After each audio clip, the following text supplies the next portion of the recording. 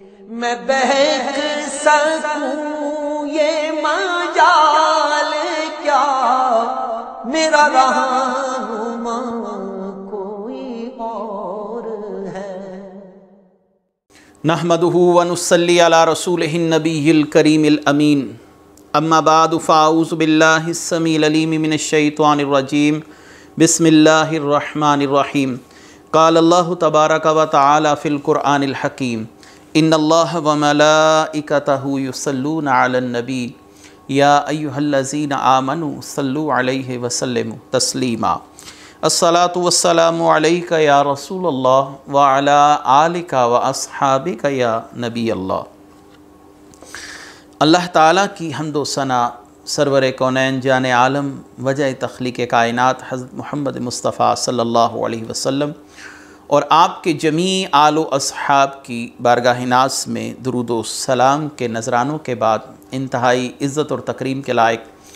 سامعین عزیز وقار میرے دینی اور یقینی دوستو، بزرگ اور بھائیوں، تفسیر اعجاز القرآن کے سلسلے میں ایک مرتبہ پھر حاضر خدمت ہیں، اور آج انشاءاللہ العزیز سورہ یوسف کے 6ویں رکوع اور 12ویں پارے کے مجموعی طور پر 16ویں رکوع کی تفسیر آپ کے سامنے پیش کی جائے گی۔ سورہ یوسف ہے، آیت کا نمبر شمار ہے 43 اور رکوع ہے 6واں۔ اللہ تبارک و تعالی قرآن کریم فرقان حمید میں ارشاد فرماتے ہیں، وَقَالَ الْمَلِكُ إِنِّي أَرَىٰ سَبْعَ بَقَرَاتٍ سِمَانٍ يَأْكُلُهُنَّ سَبْعٌ عِجَافٌ وَسَبْعَ سُنبُلَاتٍ خُضْرٍ وَأُخَرَ يَابِسَاتٍ يَا أَيُّهَا الْمَلَأُ أَفْتُونِي فِي رُؤْيَايَ إِن كُنتُمْ لِلرُّؤْيَا تَعْبُرُونَ قَالُوا أَضْغَاثُ أَحْلَامٍ وَمَا نَحْنُ بِتَأْوِيلِ الْأَحْلَامِ بِعَالِمِينَ وَقَالَ الَّذِي نَجَا مِنْهُمَا وَادَّكَرَ بَعْدَ أُمَّةٍ أَنَا أُنَبِّئُكُمْ بِتَأْوِيلِهِ فَأَرْسِلُونِ۔ اور بادشاہ نے کہا کہ میں نے خواب میں 7 موٹی گائیں دیکھی جنہیں 7 دبلی پتلی گائیں کھا رہی ہیں، اور 7 سرسبز بالیاں اور دوسری خشک بالیاں دیکھیں۔ اے درباریو، اگر تم خوابوں کی تعبیر جانتے ہو تو میرے خواب کے بارے میں بھی مجھے جواب دو۔ انہوں نے کہا یہ جھوٹے خواب ہیں اور ہم ایسے خوابوں کی تعبیر نہیں جانتے۔ اور 2 قیدیوں میں سے بچ جانے والے نے کہا، اور اسے ایک مدت کے بعد یاد آیا کہ میں تمہیں اس کی تعبیر بتاؤں گا، تم مجھے یوسف کے پاس بھیج دو۔ آپ نے گزشتہ ہمارے درس قرآن میں سماعت کیا کہ 2 قیدی جن کو مختلف نوعیت کے خواب نظر آئے، یا ایک قیدی جس کو ایک خواب نظر آیا اور دوسرے نے حضرت یوسف سے کذب بیانی سے کام لیا، بہرحال آپ نے ان کو تفصیلی طور پر ان کے خوابوں کی تعبیرات سے ان کو آگاہ کیا۔ وہ خواب سچے، اس کی تعبیرات واقع ہوئیں، اور ایک شخص رہائی پا کر بادشاہ کے پاس جا پہنچا، اور دوسرا شخص حضرت یوسف علیہ السلام کی تعبیر کے مطابق موت کی سزا کا مستحق ٹھہرا۔ اب جو شخص بادشاہ کے پاس گیا تھا وہ حضرت یوسف علیہ السلام کو 7 سال تک بھولا رہا، اور جب بادشاہ نے اب خواب دیکھا، اور خواب کا تذکرہ میں نے آپ کے سامنے کر دیا کہ 7 موٹی گائے 7 دبلی گائے کو 7 دبلی گائے جو ہیں وہ 7 موٹی گائے کو کھا رہی ہیں، اور 7 سرسب بالیاں اور 7 خشک بالیاں دیکھی۔ تو اب اس خواب کی تعبیر جاننے کے لیے بادشاہ وقت نے اپنے دربار میں موجود درباریوں سے اس حوالے سے معلومات چاہی کہ ان خوابوں کی تعبیر کیا ہے۔ کاہنان مصر نے کافی غور و فکر کیا، لیکن وہ کسی تعبیر تک نہ پہنچ سکے یا اس کے کسی نتیجے کو اخذ نہ کر سکے، تو انہوں نے بادشاہ کو تسلی دینے کے لیے اور اپنی ناکامی کو چھپانے کے لیے کہا، قالوا اضغاث احلام، یہ جھوٹے خواب ہیں جو انسان کے ذہنی فطور کا نتیجہ ہوتے ہیں، یعنی مختلف سوچیں جب ذہن کے اندر گھر کر جائیں تو ان کا ایک ملغوبہ بن جاتا ہے، اور جس کے نتیجے میں انسان کو ایسی بدخوابی کی صورتحال کا سامنا کرنا پڑتا ہے۔ اب وہ کہہ دیتے کہ ہمیں اس خواب کی تعبیر کا علم نہیں۔ انہوں نے اپنی ناکامی کو چھپانے کے لیے کیا کہا، اضغاث احلام، یہ بکھرے ہوئے خواب، بکھری ہوئی سوچ اور جھوٹے خواب وما نحن بتاویل الاحلام بعالمین، کہ ہم ایسے خوابوں کی تعبیر نہیں جانتے۔ اب یہ وہ موقع ہے جب اللہ تبارک و تعالیٰ نے حضرت یوسف علیہ السلام کے لیے حالات سازگار بنا دیے اور اللہ تبارک و تعالیٰ نے اسباب مہیا فرما دیے، کیونکہ اب حضرت یوسف علیہ السلام کے لیے رہائی اور کشادگی کا وقت آ پہنچا تھا۔ تو مصر کے بادشاہ کا خواب دیکھنا حضرت یوسف علیہ السلام کو انہی ایام میں حضرت جبریل علیہ السلام کی طرف سے کشادگی کی خوشخبری بھی سنا دی گئی، اور کہا گیا کہ آپ کو اللہ تبارک و تعالیٰ جلد ہی اس قید خانے کی قید سے آزاد فرمانے والا ہے، اور آپ کو اللہ تعالیٰ زمین کا اقتدار عطا فرمائے گا، اور اس زمین کے بادشاہ آپ کے تابع ہو جائیں گے اور سردار آپ کی اطاعت کریں گے۔ اللہ تبارک و تعالیٰ آپ کو آپ کے بھائیوں پر بھی غلبہ عطا فرمائے گا، اور اس کا سبب یہ ہوگا کہ بادشاہ کا ایک ایسا خواب ہوگا جس کی تعبیر بتانے سے دیگر کاہنین عاجز آ جائیں گے، اور اس کے بعد آپ اس کو خواب کی تعبیر بتائیں گے، اور یہ حالات و واقعات ہوتے ساتھ ہی آپ اس مصیبت کی گھڑی سے، اس تکلیف دہ گھڑی سے نکل جائیں گے۔ تو بادشاہ کا خواب حضرت یوسف علیہ السلام کے لیے کشادگی کا سبب بنا، رحمت کا سبب بنا۔ تو بادشاہ جس کا نام ریان بن ولید جو ہے، یہ بتایا جاتا ہے اس نے یہ خواب دیکھا۔ اب اس خواب کو اس نے اپنے درباریوں کے سامنے پیش کیا یا کاہنین کے سامنے پیش کیا، تو ان کاہنین نے معذرت خواہی کی اور اس خواب کو جھوٹا خواب قرار دے کر اس کی تعویل یا اس کی تعبیر بتانے سے عاجزی کا اظہار کیا اور کہا کہ ہم ایسے خوابوں کی تعبیر نہیں جانتے۔ وَقَالَ الَّذِي نَجَا مِنْهُمَا وَادَّكَرَ بَعْدَ أُمَّةٍ أَنَا أُنَبِّئُكُمْ بِتَأْوِيلِهِ فَأَرْسِلُوا، وہ شخص جس نے خواب دیکھا تھا کہ وہ انگوروں کو نچوڑ رہا ہے اور اس میں سے شراب جو ہے وہ نکال رہا ہے، تو اس نے رہائی پانے کے بعد 7 سال تک حضرت یوسف علیہ السلام کا تذکرہ نہ کیا، کیونکہ وہ بھولا رہا۔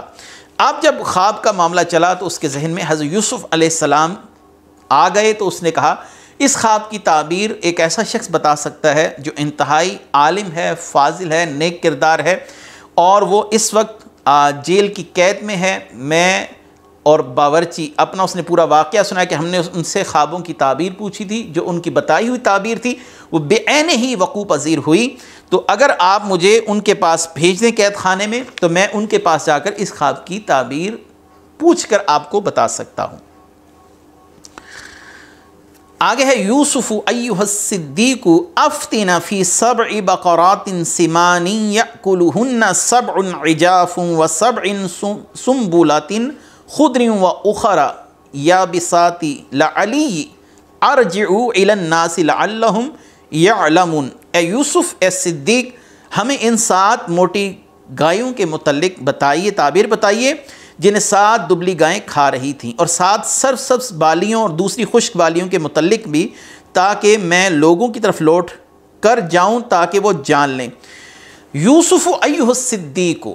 اب اس شخص نے حضرت یوسف علیہ السلام سے کیسے خطاب کیا، انداز تخاطب کیا ہے؟ وہ ہے یوسف ایھا الصدیق، اے سچے یوسف، اے سچ بولنے والے یوسف۔ یہاں سے 2 مسئلے معلوم ہوئے۔ ایک تو یہ ہے کہ حضرت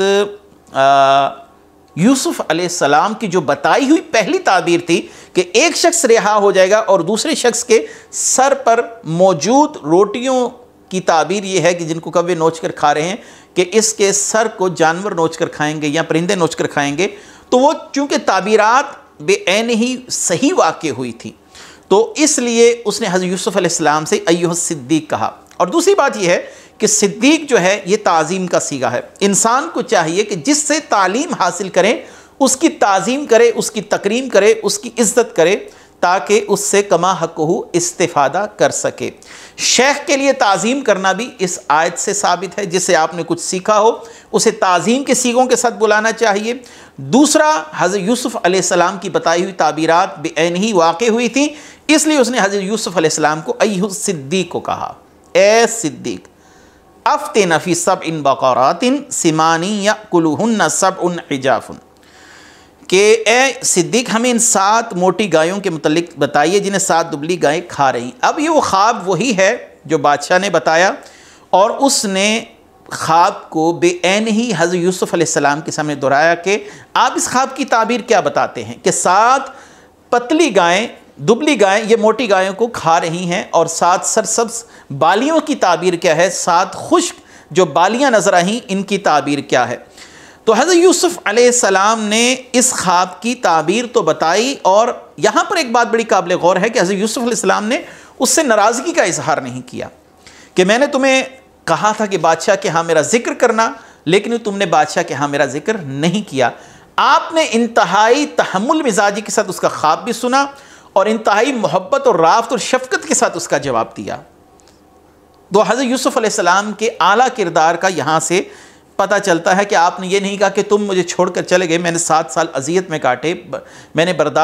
میں کام برداشت سے باہر ہو گیا، میں تکلیف میں رہا اور تم وہاں جا کر بھول گئے۔ آپ نے ایسی کسی بات کا تذکرہ نہیں کیا۔ آپ نے کیا فرمایا؟ ان 7 پتلی گایوں اور 7 موٹی گایوں اور 7 بالیوں سے، سرسبز بالی اور 7 خشک بالیوں سے مراد کیا ہے؟ آپ نے فرمایا قال تزرعون 7 سنین دعابا فما حصدتم فذروه في سنبله الا قليلا مما تاکلون۔ یوسف علیہ السلام نے فرمایا تم 7 سال تک لگاتار کھیتی باڑی کرو گے تو تم جو کاٹ لو اسے اس کی بالی کے اندر ہی رہنے دو، سوائے اس تھوڑے سے غلے کے جو تم کھا لو۔ یہاں پر حضرت یوسف علیہ السلام نے اب اس کی تعبیر بتانا شروع کی ہے کہ تم 7 سال تک خوب کاشتکاری کرو، یعنی تمہارے پاس پھل اور گندم اور زمین کی جو کاشتکاری ہے یہ وافر مقدار میں ہونی چاہیے، تمہارے پاس خوب غلہ اکٹھا ہو جانا چاہیے، اور وہ غلہ جو تم استعمال کرو اس کو بالیوں سے باہر نکالو، اور جو غلہ تم استعمال نہیں کرتے اس کو ذخیرے میں رکھو، ذخیرہ اندوزی کرو اس کی۔ 2 باتیں یہاں پر قابل غور ہیں کہ حضرت یوسف علیہ السلام نے ایک ایسی بات کہی ہے جس کا تعلق خالصتاً زراعت کے ساتھ ہے، تو معلوم ہوا کہ انبیاء علیہم السلام دین کے ساتھ ساتھ دنیا کے معاملوں میں بھی انتہائی عمیق نظری رکھتے ہیں، گہری نظر رکھتے ہیں۔ رسول اللہ صلی اللہ علیہ وسلم کے پاس چند افراد آئے، یہ ایک بہت بڑا اعتراض ہے جو آپ صلی اللہ علیہ وسلم کے علم کے حوالے سے کیا جاتا ہے۔ چند افراد نے فرمایا کہ ہمارے جو کھجور کے پودے ہیں ان پر جو پیداوار ہے وہ بہت کم واقع ہوتی ہے، تو آپ صلی اللہ علیہ وآلہ وسلم نے ان کا جو روایتی طریقہ تھا، یعنی وہ نر جو درخت تھے ان کے بیجوں کو چھڑکاؤ کرتے تھے مادہ بیجوں کے پھولوں کے اوپر، جس سے ان کی پیداوار کچھ ہوتی تھی، اور اس بار رسول اللہ صلی اللہ علیہ وسلم نے انہیں اس عمل سے منع کیا۔ نتیجتاً اس سال کاشتکاری یا وہ گندم کی جو کھجور کی پیداوار ہے وہ بہت کم ہوئی۔ تو صحابہ اکرام نے کہا یا رسول اللہ صلی اللہ علیہ وسلم ہم نے آپ کے منع کرنے پر یہ معاملہ نہیں کیا، یعنی تعبیر نخل کا معاملہ، اس بار تو ہمارے ہاں کھجوروں کی جو فصل ہے وہ بہت کم واقع ہوئی ہے۔ تو رسول اللہ صلی اللہ علیہ وسلم نے فرمایا انتم عالم بامور دنیاکم، تم امور دنیا مجھ سے زیادہ جاننے والے ہو۔ یہ جو جملہ آپ نے فرمایا ہے اس سے بعض جاہل لوگ یہ استدلال کرتے ہیں کہ رسول اللہ صلی اللہ علیہ وسلم کو امور دنیا کا علم نہیں تھا، کاشتکاری اور درختوں کی تعبیر نخل کا معاملہ یہ رسول اللہ صلی اللہ علیہ وسلم نے خود فرما دیا انتم عالم بامور دنیاکم، تم مجھ سے زیادہ امور دنیا جاننے والے ہو۔ یاد رکھیے کہ انبیاء علیہم السلام کاشتکاری اس کے علاوہ دنیا کے ہر معاملے کو اچھے طریقے سے جانتے ہیں، سمجھتے ہیں، اور ان کی نظر اور بصیرت دور تک ان معاملات کو جانتی ہے۔ یہاں پر صحابہ اکرام سے رسول اللہ صلی اللہ علیہ وسلم کا یہ خطاب کرنا یہ بوجہ ناراضگی تھا، یعنی تم سے 1 سال صبر نہ ہوا تو آپ نے بوجہ ناراضگی، جیسے ہم کسی شخص کو کہہ دیں تو جان اور تیرا کام جانے، تو یہ اس انداز میں بات کہی گئی ہے۔ اگر مفسرین لکھتے ہیں، شارحین حدیث لکھتے ہیں کہ اگر رسول اللہ صلی اللہ علیہ وسلم کی وہ بات مانتے اور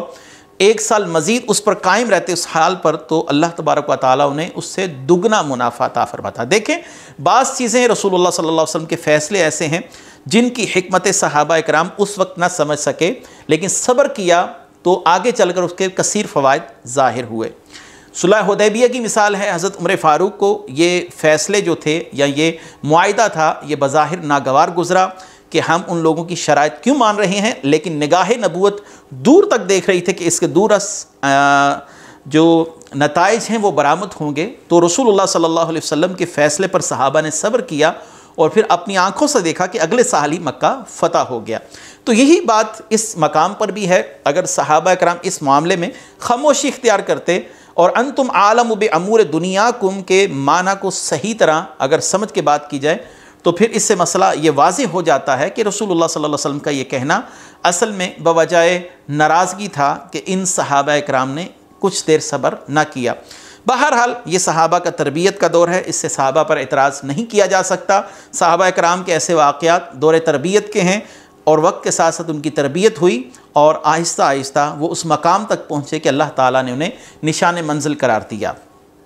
آگے آ جاتے ہیں کہ حضرت یوسف علیہ السلام تو اس کھیتی باڑی، کاشتکاری، زراعت کے معاملات اور امور سلطنت اور ان چیزوں کو اچھے طریقے سے جانتے ہیں، تو معلوم ہوا کہ نبی صرف علوم شرعیہ ہی نہیں بلکہ علوم دنیاوی، علوم اخروی، تمام علوم کا جامع ہوتا ہے۔ آگے ثم یأتی من بعد ذلک سبع شداد یأکلن ما قدمتم لہن الا قلیلا مما تحسنون ثم یأتی من بعد ذلک عام فیہ یغاث الناس وفیہ یعصرون۔ یہ آخری آیت مبارکہ اس رکوع کی، اللہ تبارک و تعالیٰ نے فرمایا پھر اس کے بعد 7 برس سخت آئیں گے۔ حضرت یوسف تعبیر بتا رہے ہیں جو اس غلے کو کھا جائیں گے جو تم نے ان سالوں کے لیے پہلے جمع کر رکھا ہوگا، مگر تھوڑا سا بچ جائے گا جو تم بچا لو گے۔ پھر ان 7 سالوں کے بعد ایک ایسا سال ایسا آئے گا جس میں لوگوں کو بارش دی جائے گی اور اس میں رس نچوڑیں گے۔ یعنی حضرت یوسف علیہ السلام نے خواب کی تعبیر یہ بتائی کہ 7 سرسبز بالیوں سے مراد 7 سال ہیں خوشحالی کے، فراوانی نعمت کے، اور 7 سال خشکی کے، اس سے مراد قحط سالی کے ہیں۔ تو آپ ان کو تجویز دے رہے ہیں کہ 7 سال خوب کاشتکاری کریں اور غلہ ذخیرہ اندوزی کر رکھیں تاکہ اگلے 7 سال میں کام آ سکے۔ یہاں پر ایک سوال ذہن میں مزید آ سکتا ہے کہ اسلام ذخیرہ اندوزی کی ممانعت کرتا ہے، تو ذخیرہ اندوزی کی ممانعت کن حالات و واقعات کے تحت اور کس ذخیرہ اندوزی کی اجازت ہے؟ تو یاد رکھیے کہ ذخیرہ اندوزی اس لیے کی جائے کہ لوگ بھوکے مر رہے ہوں اور میں اپنے ذخیرے سے ان چیزوں کو زیادہ قیمت پر فروخت کروں، تو اس ذخیرہ اندوزی کی ممانعت ہے۔ وہ ذخیرہ اندوزی جو آپ نے مشکل وقت کے لیے کر کے رکھی ہو، یہ اسلام میں منافی نہیں ہے۔ اب یہاں پر ایک سوال یہ ہے کہ رسول اللہ صلی اللہ علیہ وسلم تو اپنے شام کے لیے بھی کھانا نہیں چھوڑتے تھے، کل کے لیے بھی کھانا نہیں چھوڑتے تھے، جو ہوتا تھا وہ تقسیم کر دیتے تھے، تو آپ خود ذخیرہ کیوں نہیں کرتے تھے؟ یاد رکھیے کہ رسول اللہ صلی اللہ علیہ وسلم اس امت کے سب سے زیادہ خاص شخصیت ہیں اور خواص کے لیے آپ کی سنت یہی ہے کہ توکل کیا جائے، لیکن رسول اللہ صلی اللہ علیہ وآلہ وسلم عوام کے لیے بھی نبی ہیں، تو آپ نے عوام کے لیے کچھ معاملات بطور رخصت بھی کیے ہیں۔ یعنی بطور رخصت آپ صلی اللہ علیہ وآلہ وسلم نے کچھ معاملات کیے، جیسا کہ اس کے متعلق حدیث ہے کہ نبی کریم صلی اللہ علیہ وسلم ان اموال میں سے 1 سال کا خرچہ نکال لیتے، جو مال باقی بچتا اسے جہاد کی سواریوں اور ہتھیاروں کی تیاری پر خرچ کرتے۔ صحیح مسلم کتاب الجہاد سے میں نے یہ حدیث پڑھی کہ رسول اللہ صلی اللہ علیہ وسلم کے پاس بنو نذیر کے جو اموال آتے تو آپ صلی اللہ علیہ وآلہ وسلم نے 1 سال کا خرچ نکال لیا۔ یہ جو 1 سال کا خرچ نکالا ہے اور 1 سال کا ذخیرہ کر رکھا ہے، اس کی حکمت کیا ہے؟ تو علامہ غزالی احیاء العلوم کے اندر فرماتے ہیں کہ نبی کریم صلی اللہ علیہ وآلہ وسلم نے اس امت کے کمزور لوگوں کی دلجوئی کے لیے رخصت پر بھی عمل کیا تاکہ ان کی کمزوری ان کو مایوسی تک نہ لے جائے، وہ انتہائی درجے تک پہنچنے سے عاجز ہونے کی وجہ سے آسان نیکیوں کو بھی چھوڑ دیں گے۔ ثم یأتی من بعد ذلک عام، اس کے بعد 1 سال آئے گا، بارش ہوگی۔ اب یہ ان 5 علوم میں ہیں جو سورہ لقمان میں بیان کیے جاتے ہیں کہ 5 علم کوئی نہیں جانتا کہ می کب برسے گا، کل کیا ہوگا، وغیرہ وغیرہ۔ تو یاد رکھیے کہ نبی یہاں پر انہی علوم 5 میں سے ایک علم کی خبر دے رہے ہیں، وہ کیا ہے؟ ثم یأتی من بعد ذلک عام، پھر 1 سال آئے گا 7 سالوں کے بعد، یعنی 8ویں سال بارش ہوگی۔ یہاں پر بارش کا ہونا یہ علوم غیبیہ میں سے ہے جو نبی نے خبر دی، تو معلوم ہوا کہ جن علوم 5 کی نفی انبیاء سے کروائی گئی وہ ذاتی طور پر ذاتی علم کی نفی ہے۔ اللہ کے بتانے سے حضرت یوسف علیہ السلام اس بات سے آگاہ تھے، اور علوم 5 اللہ تعالیٰ کی عطا سے جاننے کی اس بات کے اندر دلیل بھی موجود ہے۔ جیسا کہ میں نے پہلے کہا، علمنی، میرے رب نے مجھے جو علم سکھایا ہے۔ آپ نے اپنے رب کی طرف علم کا انتساب کیا کہ میرے رب نے مجھے علم سکھایا، اور اس کے بعد کیا فرما رہے ہیں کہ اس علم کا ایک جلوہ یہ بھی ہے، اس علم کی ایک خبر یہ بھی ہے، ثم یأتی من بعد ذلک عام فیہ یغاث الناس وفیہ یعصرون، کہ اس سال 8ویں سال بارش ہوگی، اس میں لوگ انگوروں کا رس نچوڑیں گے اور زیتون کا تیل نکالیں گے۔ مراد یہ ہے کہ یہ سال بڑا برکت والا ہوگا، زمین سرسبز و شاداب ہوگی، درخت خوب پھیلیں گے۔ ہم نے یہاں پر مختلف مسائل کو اختصار کے ساتھ بھی بیان کر دیا اہل سنت کے عقائد و نظریات کے حوالے سے، اور انشاءاللہ العزیز اب اگلے رکوع کے ساتھ حاضر خدمت ہوں گے۔ اگلا رکوع انشاءاللہ اس پارے کا آخری رکوع ہوگا، اور اس رکوع کے ساتھ ہی ہم 13ویں پارے میں داخل ہو جائیں گے۔ اللہ تبارک و تعالیٰ سے دعا ہے کہ اللہ تعالیٰ ہمیں انبیاء علیہ السلام کی عظمتوں کو کما حق ہو سمجھنے کی توفیق مرحمت فرمائے۔ وآخر دعوانا ان الحمد للہ رب العالمین۔ میں بہک سکوں یہ مجال کیا میرا رہنما